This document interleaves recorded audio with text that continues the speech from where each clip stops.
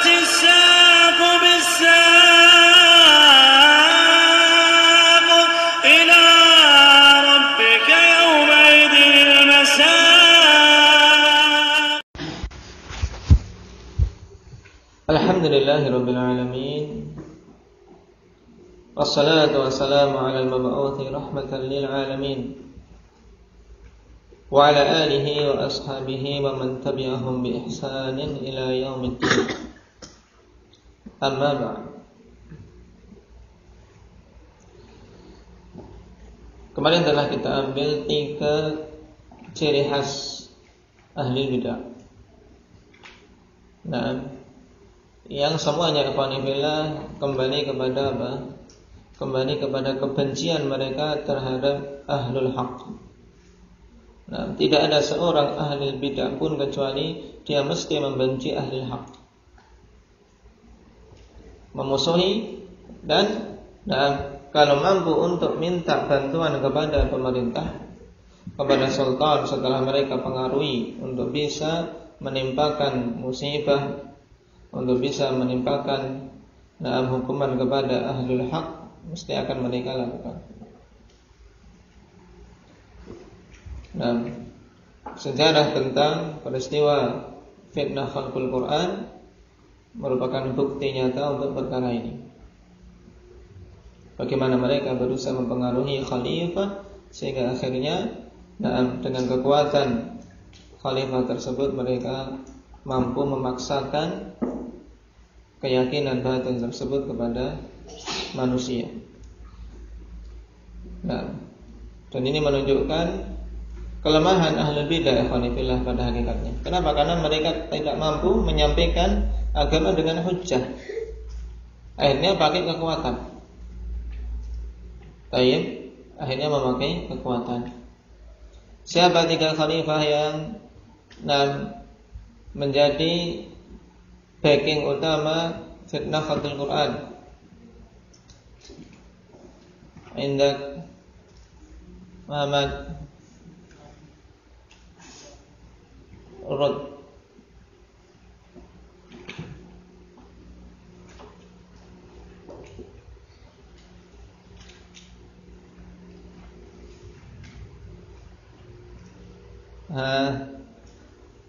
Indak ya Abdul Bar, la'allaka nasita.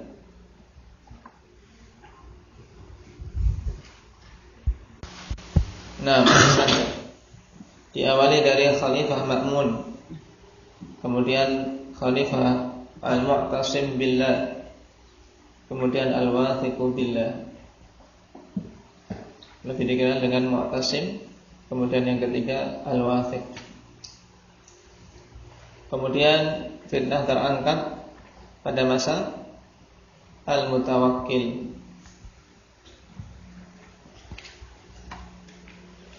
Kita lanjutkan. Ar-rabi' al-ijtihad wal-ghulu fil ibadah. Ciri khas ahlul bidah yang keempat yaitu kesungguh-sungguhan dan melampaui batas dalam ibadah. Nah, kesungguh-sungguhan ikhwanillah kalau dibangun di atas sunnah maka ini merupakan perkara yang sangat utama.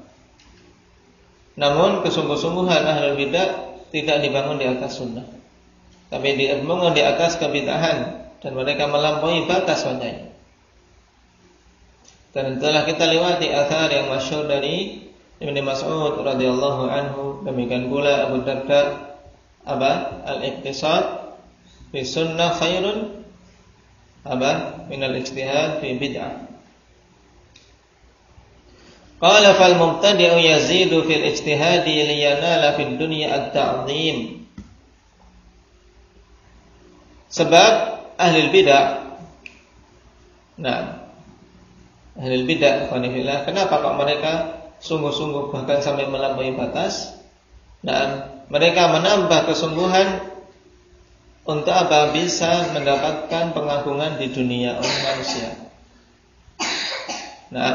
Liyanala fid dunya at-ta'zim wal jaha wal mala wa ghaira dzalik min asnafish syahawat. Demikian pula mendapatkan jah, untuk bisa mendapatkan jabatan, mendapatkan kedudukan, wal mal, dan ingin mendapatkan harta dan yang lainnya dari jenis-jenis syahwat. Kalau kita perhatikan sejarah orang-orang Khawarij, maka akan kita lihat afanifillah, bersamaan dengan semangat mereka terhadap ibadah, mereka juga sangat rakus terhadap perkara dunia.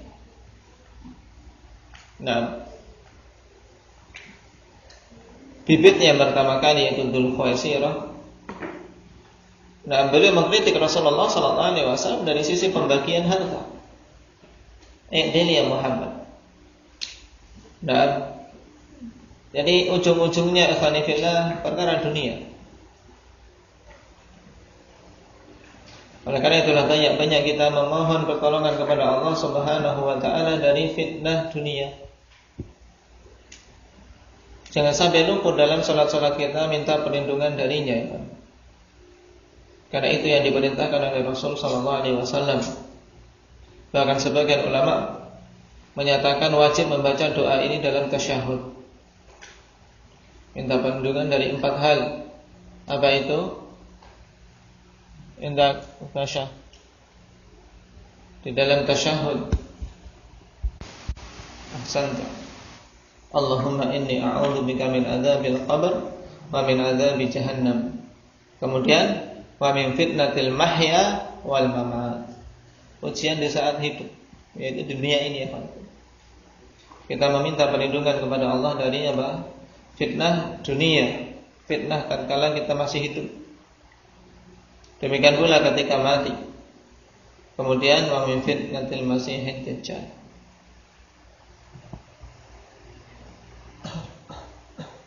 Lianna ta'dhima 'ala syahawatid dunya ay 'ala tarki syahawatid dunya a'dham. Ala tara ila inqita'ir rahbani fi sawami 'an jami'il maldudat.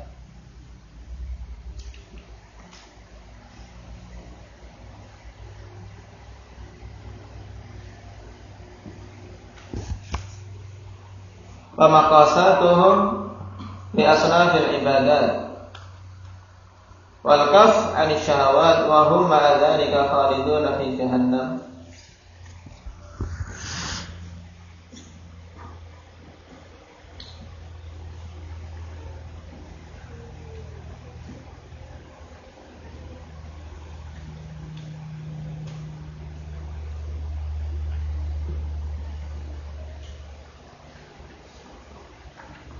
Sebab ikhwanifillah,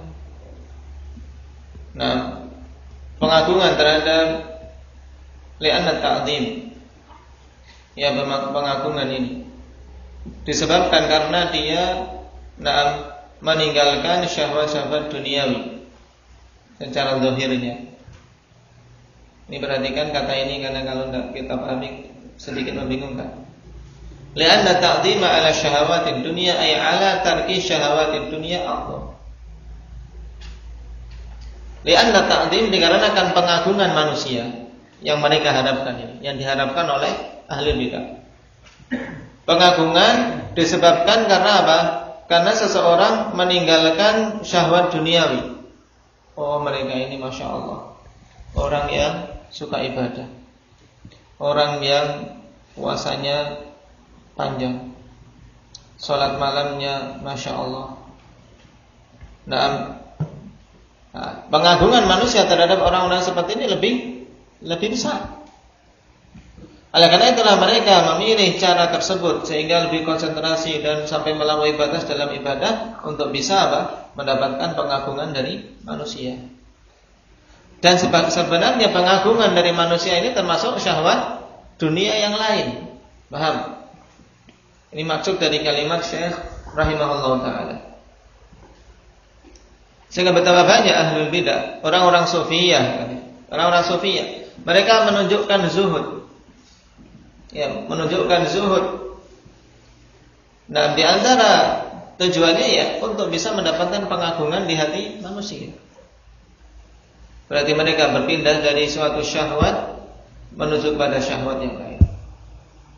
Meninggalkan syahwat duniawi yang mubah untuk mendapatkan sesuatu yang hina, yaitu pujian manusia, pengagungan manusia kepadanya.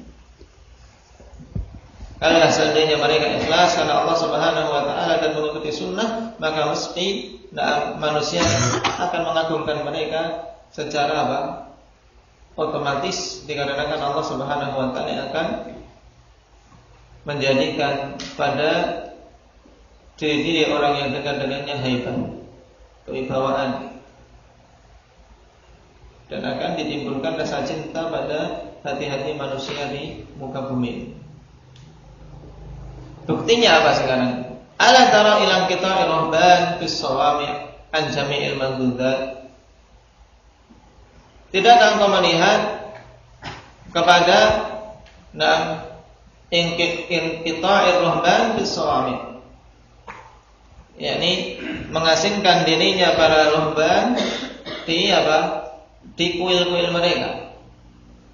Mereka menjauhkan diri dari semua perkara-perkara yang lezat-lezat. Mengasingkan diri, bertapa. Mereka tinggalkan perkara-perkara yang mubah. Tidak mau menikah, tidak mau makan daging dan seterusnya. Mereka putuskan diri dari semua perkara-perkara tersebut. Di sisi yang lain, wa maqasatihim li asnafil ibadat, dan usaha yang luar biasa dalam melakukan berbagai macam jenis-jenis ibadah. Wal kafi 'ani syahwat, dan menahan diri dari syahwat-syahwat sampai mereka tidak menikah.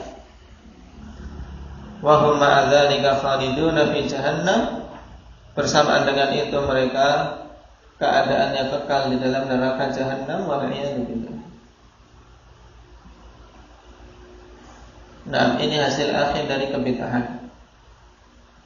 Makanya kalau kita melihat fikih para sahabat tentang perkara ini, kita akan menyaksikan bahwasanya mereka memang orang-orang yang tertipu, yaitu ahlul bidah. Para sahabat mengatakan sederhana dalam sunnah itu lebih utama daripada subuh-subuh, tapi di atas kita akan ada faedahnya. Oleh karena itulah Allah Subhanahu wa taala katakan, liyabluwakum ayyukum ahsanu amala, untuk menguji kalian siapa yang paling bagus di antara kalian amalannya. Tidak mengatakan aktsaru amala, yang paling banyak, tapi yang dituntut adalah yang paling bagus. Yang paling bagus.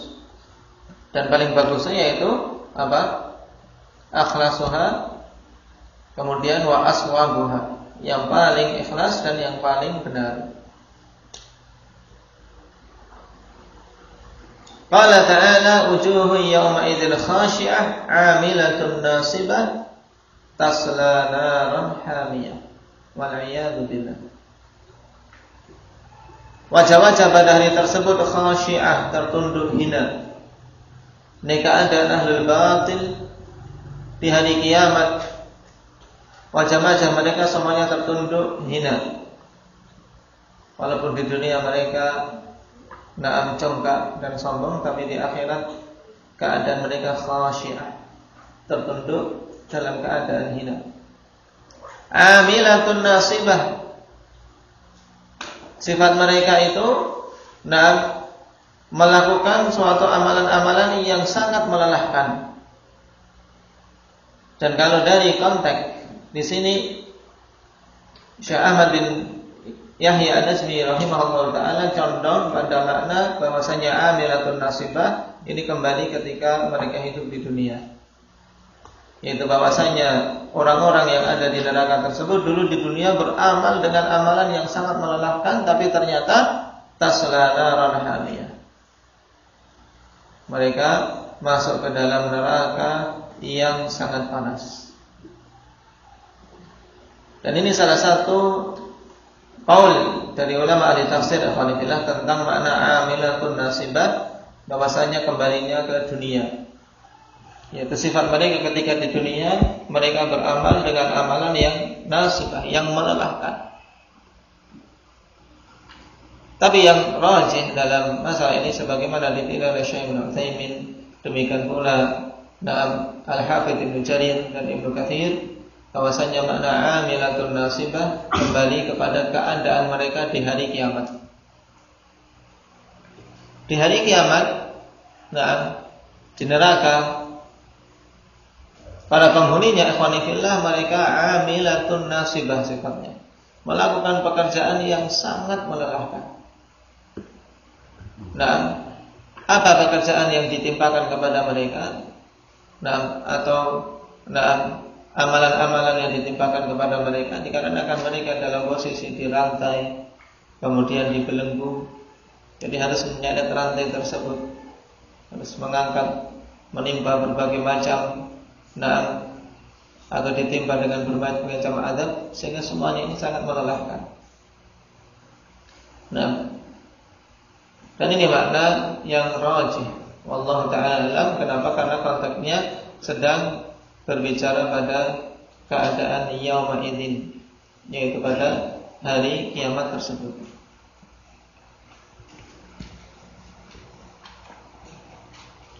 Wa qala ta'ala, qul hal nunabbi'ukum bil akhsarina a'mala alladzina dhalla sa'yuhum fil hayatid dunya wa hum yahsabuna annahum yuhsinuna sun'a. Untuk ayat yang kedua ini jelas istidlalnya untuk poin yang keempat. Katakanlah wahai Nabi, hal nunabbi'ukum bil akhsarina a'mala. Apakah mau kami beritahukan kepada kalian tentang orang-orang yang paling merugi amalannya? Di sini disifati dengan a'mala, berarti mereka di dunia beramal, melakukan amalan, tapi sifatnya merugi. Siapa itu? Alladzina dhalla sa'yuhum fil hayatid dunya wa hum yahsabuna annahum yuhsinuna sun'a. Yaitu orang-orang yang sesat amalan mereka ketika hidup di dunia dalam keadaan mereka menyangka bahwasanya mereka itu sedang melakukan perbuatan yang paling bagusnya. Dan ini keadaan semua ahli bidah. Semua ahli bidah ketika melakukan kebid'ahan, mereka menyangka itulah sudah yang paling top. Makanya ketika diperingatkan, banyak mereka tidak terima, dipertahankan mati-matian. Pokoknya kita harus lestarikan peninggalan nenek moyang kita, jadi khas kita. Hidupkan masjid-masjid dengan puji-pujian.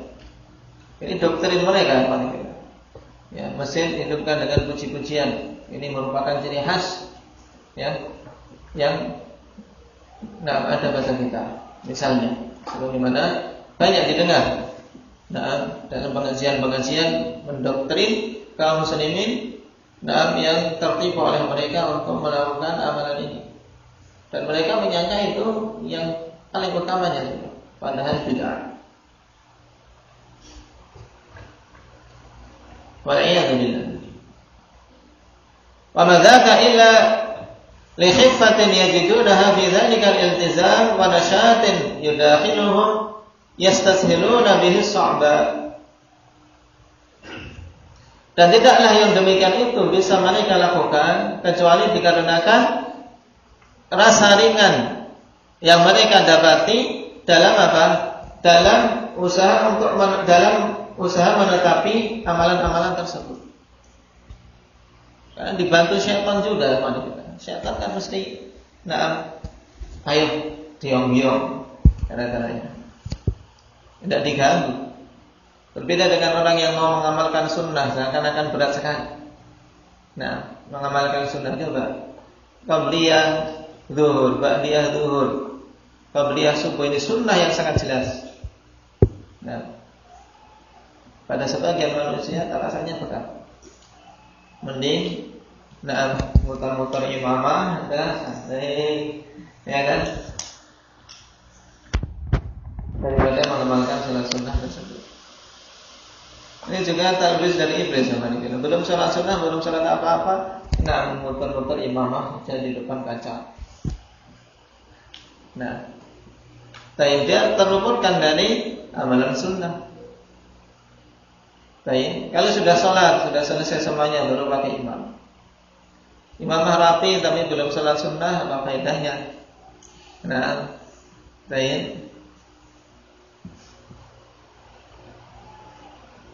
tapi bukan ahlul bidah, tidak.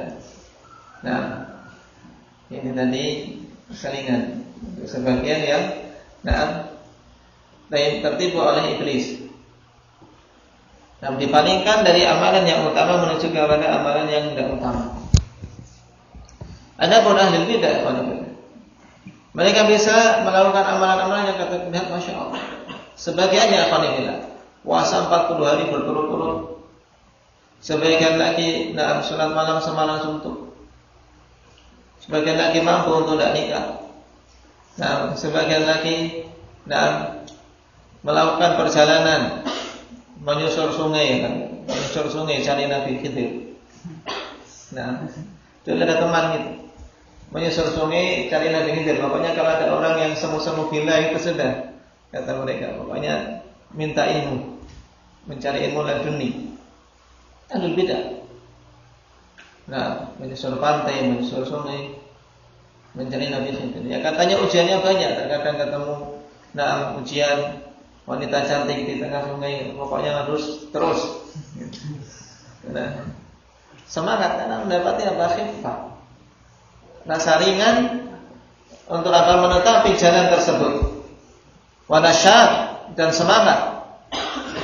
Yudahiluhum yastasiluna hadza sabba, sehingga memasukkan mereka untuk bisa menganggap mudah kesulitan-kesulitan tersebut. Padahal secara naluri ya Fadilillah, secara logika itu perkara yang sulit. Makanya mereka menganggap mereka sudah wah karena bisa mengungguli manusia dengan semangat ini. Dan itulah yang mereka cari untuk mendapatkan pengagungan dari manusia.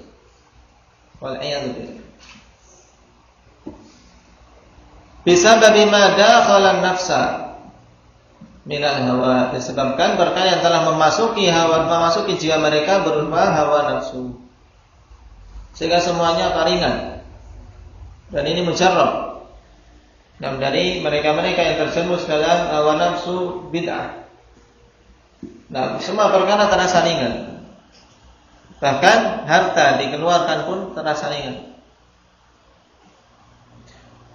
Coba perhatikan berbagai macam perayaan itu, keluar harta banyak, anggap ringan, tidak terasa itu. Bahkan iltizam, mereka betul-betul berusaha untuk melakukannya walaupun harus ngutang-ngutang. Fa idza bada lil mubtadi'i ma huwa alaihi ra'ahu mahbuban 'indah. Faman alladhi yasudduhu 'anil istimsaki bihi wal istiyadi minhu wa huwa yara anna a'malahu afdala min a'mali ghairihi wa i'tiqadatihi awfaqa wa a'la. Kadzalika yudhillullahu man yasha' wa yahdi man yasha'.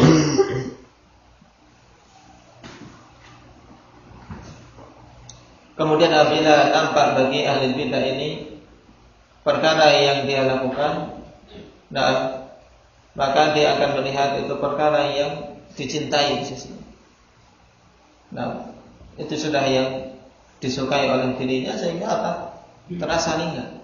Sesuatu kalau sudah cinta, mencintai sesuatu yang sesuatu ringan. Oleh karena itulah ibadah kalau kita bangun di atas rasa cinta, terasa ringan.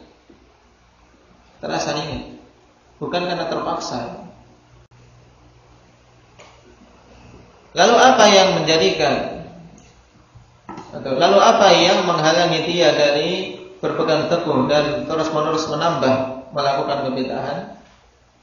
Dalam keadaan dia melihat bahwasanya amalan-amalan dia itu lebih utama daripada amalan orang lain, dan keyakinan dia itu lebih lurus dan lebih tinggi. Tentunya tidak ada apa kecuali apa? Hawa nafsu tadi. Karena dia menganggap amalan orang lain rendah, amalan dia tinggi. Akidahku sudah paling lurus. Sehingga sulit orang yang demikian untuk bisa menerima kebenaran. Makanya ditutup oleh Syekh rahimahullah ta'ala dengan ayat ini. Demikianlah Allah subhanahu wa ta'ala sesatkan siapa saja yang dia kehendaki, dan Allah beri hidayah siapa saja yang dia kehendaki. Nah, hadis yang masyhur qala inna Allah hajaba an kulli sahibi bid'atin inna Allah hajaba taubah an kulli sahibi bid'atin hatta yada'a bid'ata. Sungguhnya Allah subhanahu wa ta'ala menghijab, menghalangi taubat dari setiap pelaku kebid'ahan sampai dia meninggalkan kebid'ahannya. Maksud hadis ini ikhwanifillah yaitu la yuwaffaq lit-taubah, tidak diberi taufik untuk bisa bertobat. Kenapa? Karena mereka menganggap mereka adalah orang yang dekat dengan Allah, yang ibadahnya banyak. Maka banyak-banyak bersyukur pada Allah subhanahu wa ta'ala atas nikmat sunnah. Karena sungguh sedikit orang-orang yang mendapatkan nikmat ini. Kalau nikmat dunia, hampir tidak ada seorang pun yang luput darinya. Walaupun besar kecilnya tidak itu. Kita semua mendapatkan nikmat itu. Orang kafir pun dapat. Tapi kalau nikmat sunnah, ini sedikit. Maka dijaga. Ini kekayaan yang tidak ternilai. Qala waqad yaftatinul ba'du bil mubtadi'ah lima yarawna indahum min at-tazahhudi wat takhashshu'i wal buka'i aw ghayr dzalika min kathratil ibadah. Dan terkadang sebagian manusia terfitnah dengan ahli bidah dikarenakan apa yang mereka lihat di sisi ahli bidah berupa sifat tazahhud. Tazahhud yaitu pura-pura zuhud.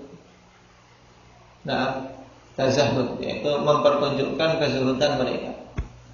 Makanya Syekh tidak membawakan dengan masdar az-zuhdi tapi tazahhud. Karena kebanyakan ahlul bidah zuhudnya ya zuhud-zuhudan. Karena zuhud yang tidak benar. Sebagaimana dilakukan oleh orang-orang sufi. Ya rahmatullah.